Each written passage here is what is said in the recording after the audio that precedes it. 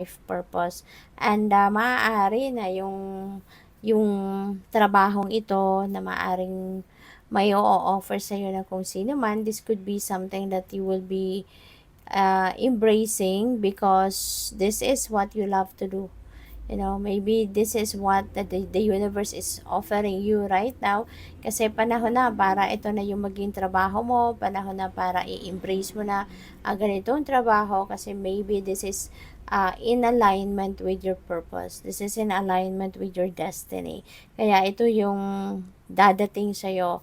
The divine is going to use other people, 'di ba? Para mahata ka, ma-encourage ka, at mabigyan ka ng opportunity, 'di ba, na mapunta sa iyo yung trabahong ito, which is going to be your purpose.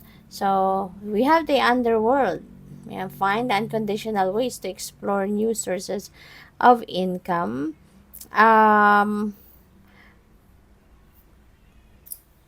For some of you, Taurus, baka magkakaroon dito ng offer, no, para sa iba sa inyo. This is not for everyone, okay? So just take as it resonates. Baka ang iba sa inyo magkakaroon dito ng ng offer na trabaho, but this is not yung parang hindi ito legal na trabaho, hindi ito yung parang pwedeng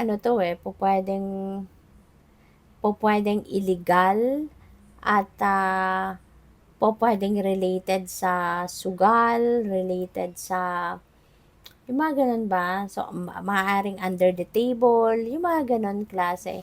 Kaya, nasa sa inyo na yan, on how you're going to react to that, how you are going to navigate that circumstances. Kasi, we're all given free will.